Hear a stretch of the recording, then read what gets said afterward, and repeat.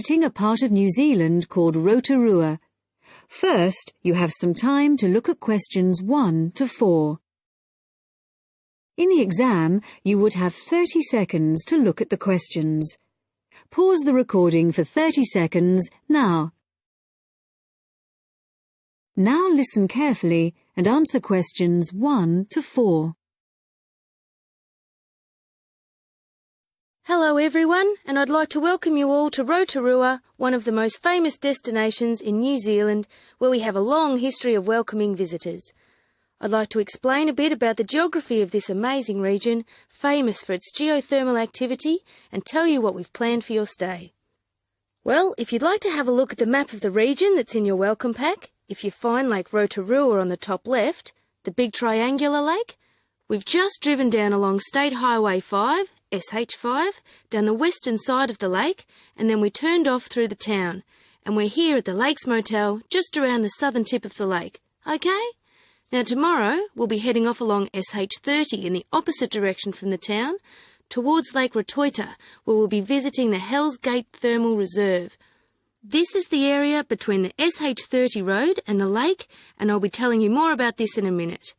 We'll then be returning to the motel, and in the afternoon we'll be visiting the town of Rotorua itself and also the Arts and Crafts Institute, which is just along the SH30 from the motel, where it meets the SH5 outside the town. Now if you look directly out of the motel towards the southeast, in the opposite direction to Lake Rotorua, you can just see the peak of Mount Tarawera, and the day after tomorrow we'll be visiting the Volcanic Valley which was formed when this last erupted. We'll drive down the SH5 and then head off towards Lake Rotomahana. The valley's on the opposite side of the lake from the mountain, so you can see what a powerful effect the eruption had. There's also an interesting archaeological site, a village buried by the same eruption on the western shores of Lake Tarawera, just to the north, but I'm afraid we won't have time to visit that as a group, although you may wish to go there on your own. However, on the way back towards Rotorua along the SH5, we'll be stopping at Tamaki Village, which is on the main road about 12 kilometres outside town. Before you hear the rest of the talk, you have some time to look at questions 5 to 10. In the exam, you would have 25 seconds to look at the questions. Pause the recording for 25 seconds now. Now listen and answer questions 5 to 10. So now let me tell you a bit more about these attractions. Just driving past the lake and through the town, I'm sure you've realised this is somewhere quite different from anywhere else in the world. So tomorrow, we'll start by visiting Hells Gate Thermal Reserve. This is the most active area of the region volcanically, and you'll see New Zealand's largest boiling whirlpool, where the water is actually 100 degrees centigrade, together with the largest hot waterfall in the southern hemisphere, where it's a more comfortable 40 degrees centigrade. Just right for a hot shower. Entry is just $12 for adults and $6 for children. We'll come back to the motel for lunch, after which we'll visit the Arts and Crafts Institute, where you can learn about Maori people who lived here before the Europeans came. There's a display of Maori carving, showing this traditional skill at its most impressive, and exhibitions where you can learn about the use of geothermal waters for cooking food and for medicinal purposes. Entry is free and you'll find plenty to do there for the whole afternoon. The following day we'll be visiting another highlight of the region, the Volcanic Valley. This is a very new part of New Zealand. The valley was formed less than 150 years ago in 1886, when Mount Tarawera erupted violently, completely destroying the beautiful pink and white terraces that used to attract tourists to the region. After lunch, you can take a boat trip to see the volcanic activity at the edge of the lake. That's $25 for adults and $5 for children. We'll then be spending the afternoon learning more about traditional Maori life and pre-European New Zealand at Tamaki Village. As you walk around this recreated village, your Maori guide will tell you more about this traditional culture, and as the sun sets, you can enjoy a traditionally cooked feast known as the hangi, that's H-A-N-G-I, consisting of meat and vegetables cooked over hot stones, which are placed in a hole in the ground and covered with earth. And there's no extra charge for this, it's all included in the basic cost of your holiday. Now, does anyone have any questions? That is the end of section 1. You now have some time to check your answers.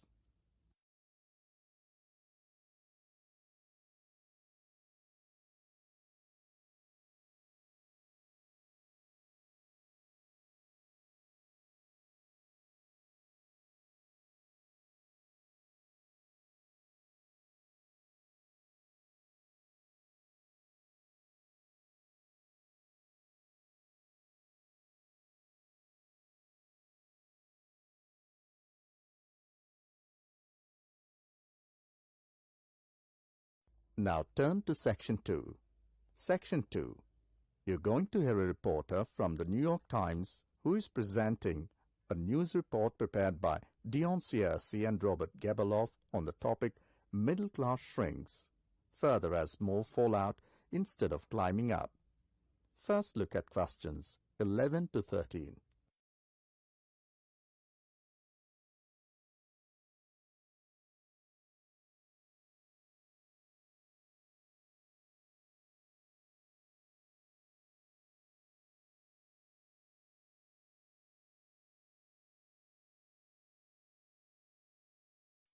Now listen to the recording and answer questions 11 to 13.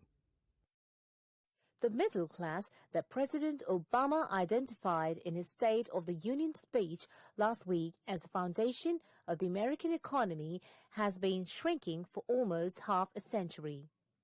In the late 1960s, more than half of the households in the United States were squarely in the middle earning, in today's dollars, $35,000 to $100,000 a year.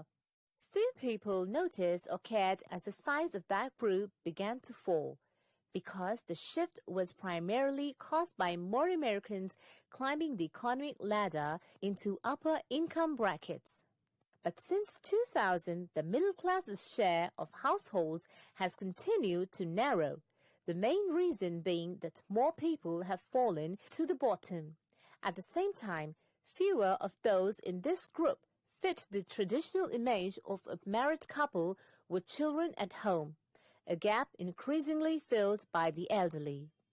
This social upheaval helps explain why the president focused on reviving the middle class, offering a raft of proposals squarely aimed at concerns like paying for college education, taking parental leave, affording childcare, and buying a home. Now look at questions 14 to 21. As the talk continues, answer questions 14 to 21.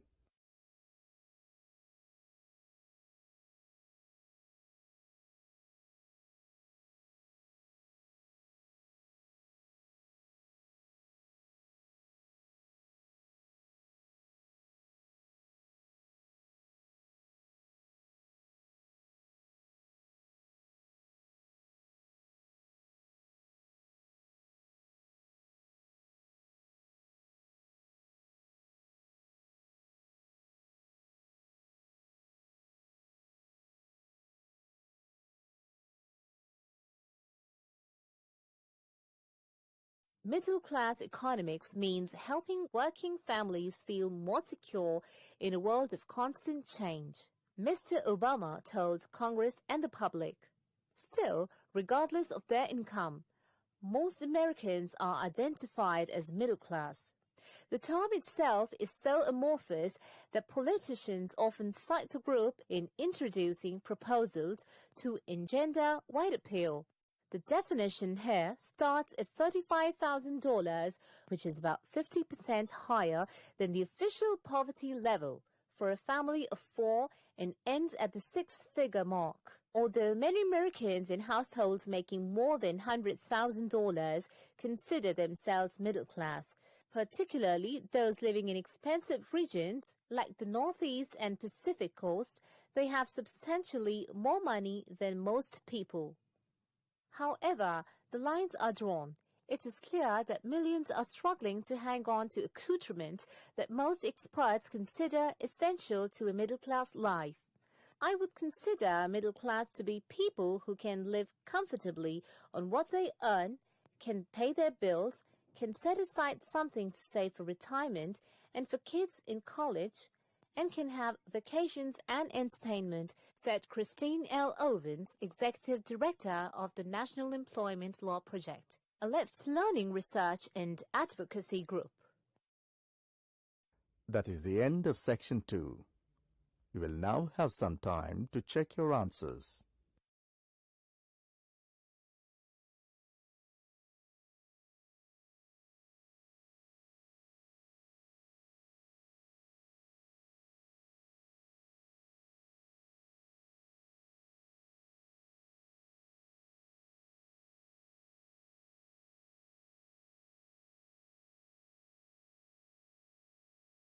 Section 3. You will hear two students, Ramil and Kirsten, discussing presenting a paper at an architecture conference. You now have 30 seconds to read questions 21 to 28.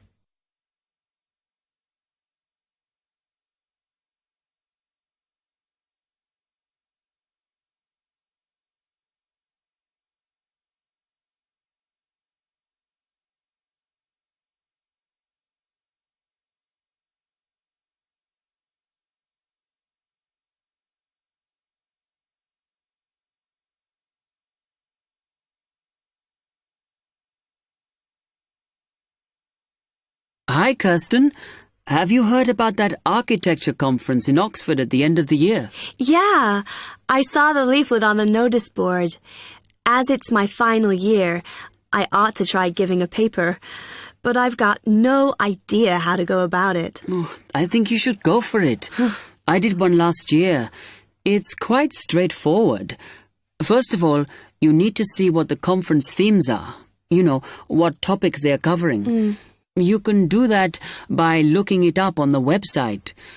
You need to submit a paper that falls into one of the categories they give you.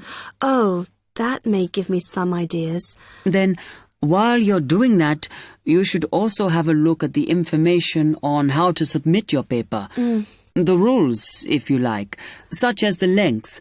It's important you follow those. I see. And then I suppose the next stage is to start writing it up. I'd like to use it as an opportunity to propose some future work, but I understand it must be based on current work. Still, there's plenty to choose from. It makes sense to do something that I'm more familiar with. Yes, and the other thing is, when you've written it up, then go back and look at your data carefully and make certain that you've presented it in a format that is standard for your subject. Remember, people have to absorb information very quickly while they're listening. Don't make it too complicated. Okay, well, I reckon that'll take me about a month to get that sorted. Then the next thing I have to do, I guess, before I send it off to the conference organizer, is give the whole thing to the events officer so that he can look through it and see if it all makes sense and is okay. Yeah. Remember to warn him that it's en route so he can fit it into his schedule. Oh. Then you're done, really. All you have to do after that is to go through it and sort out any changes you need to make. Then finally, you can submit it. You can do that online. Phew, good. Then I just wait to hear, I suppose. How long does that take? It depends, but usually about 6 weeks. Oh. When you hear if your paper has been accepted, then at that stage, it's worth giving them a list of any technical things you need when you actually give the talk. A screen or video players or that sort of thing. Okay, but that's a long way off. And I know that if my paper is accepted, then at that stage, I have to give them a short text about myself and my academic background so that they can put it in the brochure. Famous at last. Yeah. You now have 15 seconds to read questions 29 to 30.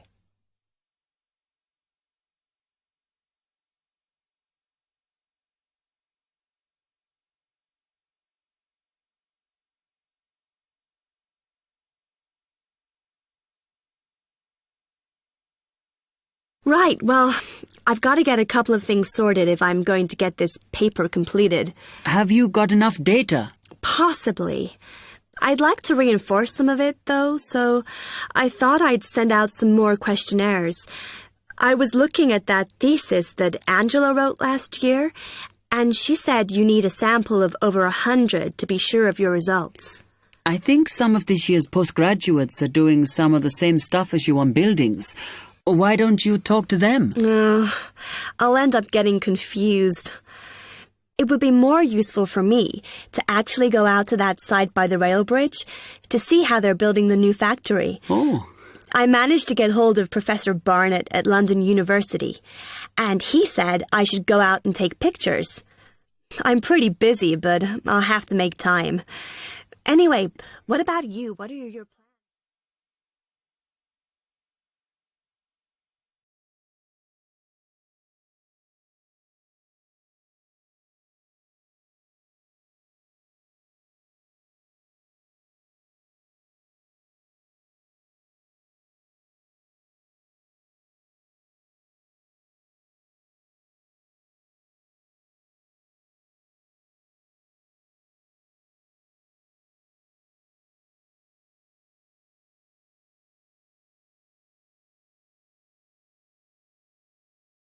Now turn to Section 4. Test 2, Section 4. You will hear a woman giving a talk at a popular science convention. She is describing research into artificial gills designed to enable humans to breathe underwater. Now you have some time to look at questions 31 to 40.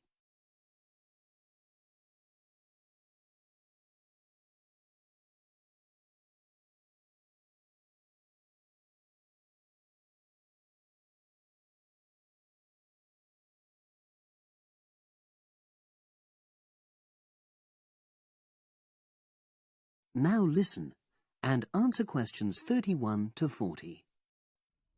In my talk today, I'll be exploring the idea of artificial gills. I'll start by introducing the concept, giving some background and so forth, and then I'll go on to explain the technological applications, including a short, very simple experiment I conducted. Starting with the background. As everyone knows, all living creatures need oxygen to live. Mammals take in oxygen from the atmosphere by using their lungs, and fishes take oxygen from water by means of their gills, which of course in most fishes are located either side of their head. But human beings have always dreamt of being able to swim underwater like the fishes, breathing without the help of oxygen tanks.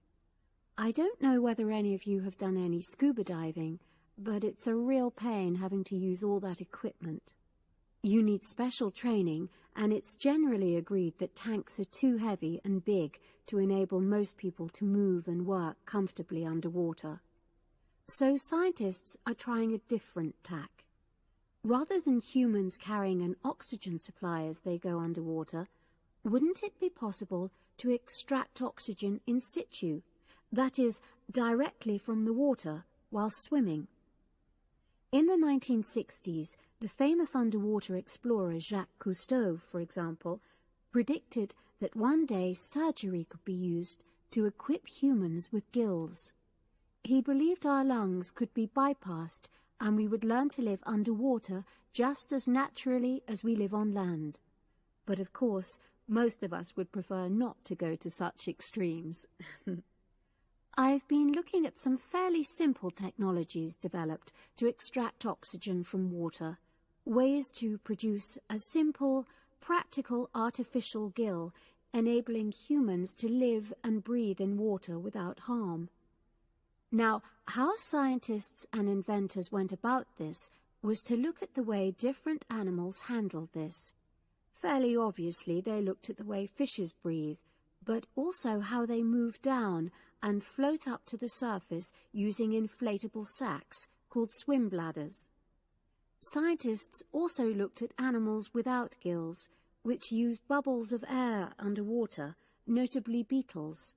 These insects contrive to stay underwater for long periods by breathing from this bubble, which they hold under their wing cases.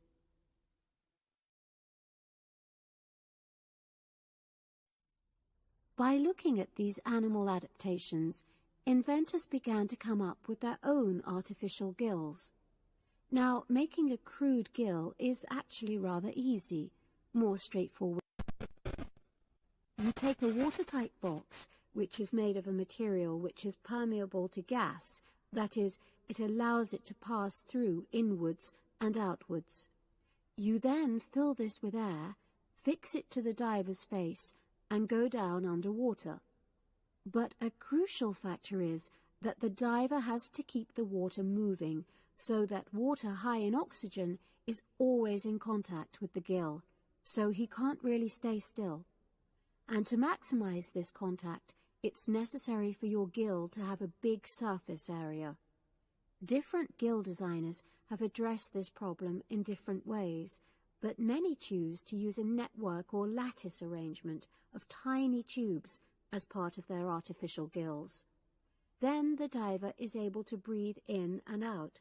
Oxygen from the water passes through the outer walls of the gill, and carbon dioxide is expelled. In a nutshell, that's how the artificial gill works. So, having read about these simple gill mechanisms, I decided to create my own. I followed the procedure I've just described, and it worked pretty well when I tried it out in the swimming pool. I lasted underwater for nearly 40 minutes. However, I've read about other people breathing through their gill for several hours. So the basic idea works well, but the real limitation is that these simple gills don't work as the diver descends to any great depth, because the pressure builds and a whole different set of problems are caused by that. Research is being done into how these problems might be overcome, but that's another story, which has to be a subject of another talk. Despite this serious limitation, many people have high hopes for the artificial gill, and they think it might have applications beyond simply enabling an individual to stay underwater for a length of time. For example, the same technology might be used to provide oxygen for submarines, enabling them to stay submerged for months on end without resorting to potentially dangerous technologies such as nuclear power. Another idea is to use oxygen derived from the water as energy for fuel cells. These could power machinery underwater, such as robotic devices. So, in my view, this is an area of technology with great potential.